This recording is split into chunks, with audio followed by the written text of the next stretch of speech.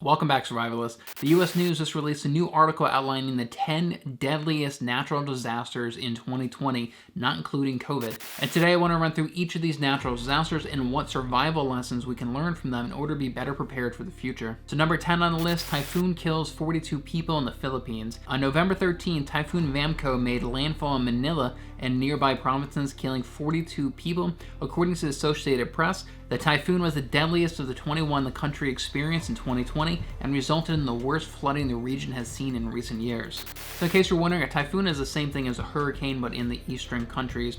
And typically with a hurricane or typhoon, the biggest cause of death is going to be that storm surge that initially gets pushed by the hurricane and makes landfall. And I think the story really highlights the importance of having an evacuation plan and having access to pertinent information. So these people, like hurricanes for us, they probably knew ahead of time that this hurricane was coming, and those residents had to make a decision: do we evacuate or do we shelter in place? And I know I'm always preaching that sheltering in place should be your plan A, but in a situation like this, if you are on a coastal area and you are concerned about that storm surge and the rising ocean water, then yes, you do need to evacuate, and hopefully you have an evacuation plan. When it comes to hurricanes and typhoon, that storm surge can literally rip houses off their foundation.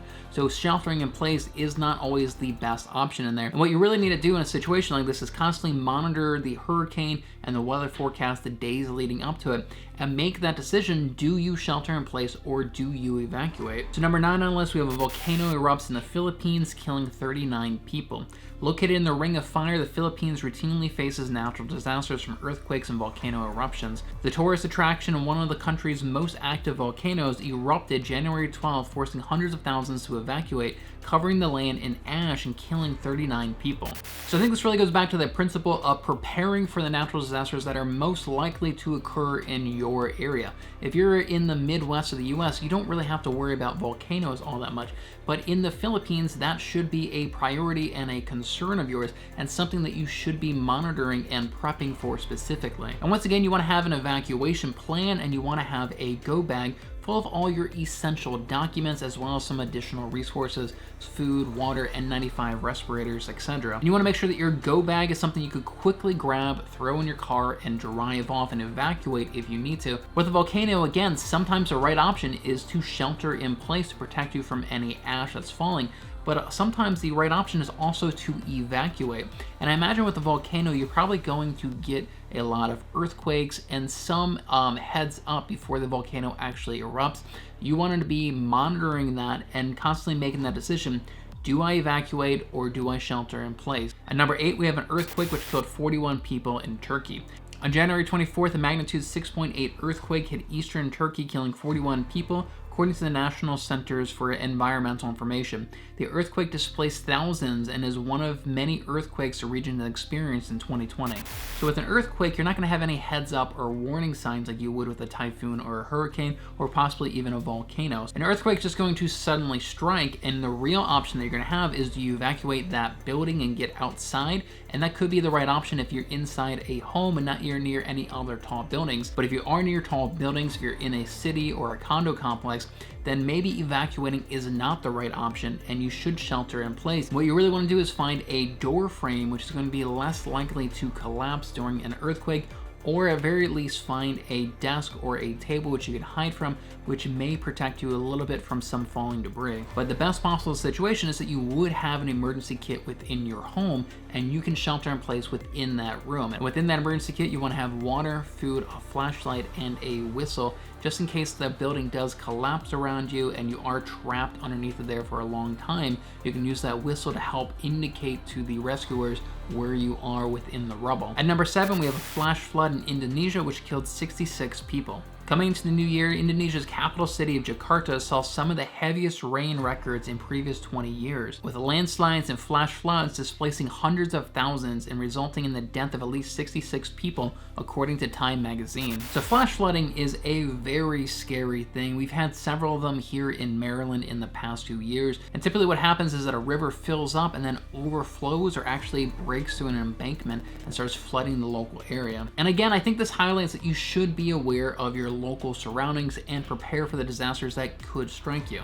So if you are downhill from a large stream and it's been raining for several days on end, you have to be aware that this could be a possibility. In order to prep for a situation like this, you probably want to keep your emergency kit on the second or the third floor, just in case your bottom floor does get flooded. Now, there's also a lot of other hazards associated with flooding as well, such as the power going out, spoiling and ruining any food that you may have had in your kitchen or your pantry. You also have to worry about mold growing on your drywall and your furniture after those flood waters recede. So you want to make sure that you have clean drinking water, food, and N95 respirators inside your emergency kit, because those spores from the mold can be very hazardous. At number 6, we have Hurricane Laura kills 77 people in the US, Dominican Republic, and Haiti.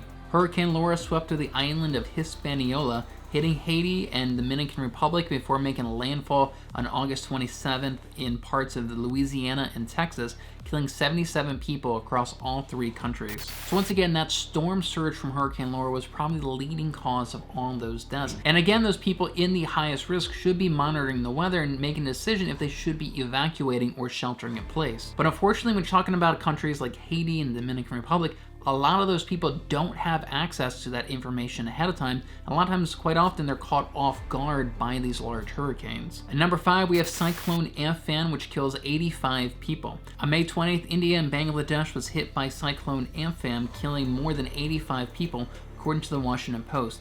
Millions of people were evacuated due to the storm, one of the biggest storms in the region in past decades. Once again, I'd give you that same advice as for the hurricanes. Information is going to be a lifesaver here, and having that information of the storm ahead of time will help you make that decision if you should evacuate or shelter in place. And again, in countries like India and Bangladesh, they may not have access to that information, or they may just not have some place which they can evacuate to, unfortunately. At number 4, we have an earthquake and tsunami which killed 117 people in Greece and Turkey. A 7.0 magnitude earthquake hit Turkey's Izmir province in Greek islands of Samos on October 30th, killing 117 people, with one more person killed from a resulting tsunami. Now again, earthquakes are really scary because you don't know when they're going to occur. There typically isn't any kind of heads up about them, but most of the deaths associated from earthquakes are typically from buildings and other debris collapsing on top of people. Now unfortunately, in this area, a lot of these buildings are not all that structurally sound. A lot of them are made out of mud, and a lot of these buildings come and completely collapse on people. And really the only hope for these people is try to find a doorway that they can stand in or hide under a table or a desk to provide them some bit of shelter. At number 3, we have flash floods killing more than 150 people in Afghanistan. Flash floods in northern Afghanistan killed more than 150 people on August 26, according to the Associated Press. Already burdened by the pandemic and recent Taliban attacks, the region then faced hundreds of injured individuals and far-reaching damages. Yeah, flash floods can be a very scary thing. Just think of a large river which is now directing down a different path, oftentimes down street roads. And when you're in a desert region like Afghanistan, where there's not a lot of brush or trees or grass or bushes or anything to really slow down that water, it can really build up some momentum. At number 2 in the list, we have Hurricane Ida, which kills 150 people in Central America. On November 3rd, Hurricane Ida devastated countries in Central America, killing at least 150 people, according to The Guardian. Deaths were recorded in Honduras, Guatemala, Mexico, El Salvador, Panama, Nicaragua, and Costa Rica. The hurricane came towards the end of one of the worst Atlantic hurricane seasons on record, with 2020 being the second year ever to require using letters from the Greek alphabet. So again, a lot of residents in these poorer countries don't have access to the necessary information that a lot of us take for granted. A lot of them probably did not know ahead of time that there was a major hurricane coming their way and that they should probably evacuate. And at number 1 on the list for the deadliest natural disasters of 2020, we have the Australia brush fire, which has killed at least 478 people. Although the Australian bushfire began in 2019, they continued to devastate the country's state of New South Wales well until March 2020. The fire season, one of the worst on record for the country, burned more than 13 million acres, directly killed at least 33 people, according to the BBC. Resulting smoke, however, is attributed to at least 445 deaths. And one of the saddest things about the out-of-control wildfires in Australia is all the millions and millions of animals which this has also killed. Many of these species cannot be found anywhere else in the world except for on Australia. But again, I think these wildfires highlights the importance of having having access to that information and constantly be monitoring the situation and making the decision, do I shelter in place or do I evacuate? This also highlights the importance of having a mobile emergency kit, something in a Tupperware or a bag that you can throw in your car when you evacuate. And you want to make sure that emergency kit has N95 respirators in it, clean drinking water, and all the essential documents that you have in your life. So bank statements, social security cards, birth certificates, you want to have that all in one spot in a bag or a case that you can grab and throw in your car and evacuate, just in case your house does ultimately burn down and you have to rebuild your life from scratch. So now that you know what disasters you should be prepping for, click right here to learn what the 11 items are that FEMA wants all Americans to keep in their homes at all times. Don't forget to subscribe for more prepping and survival videos and hit that little bell icon to get notified every time I upload a new video. Thanks so much for watching, and I'll see you over in the next video.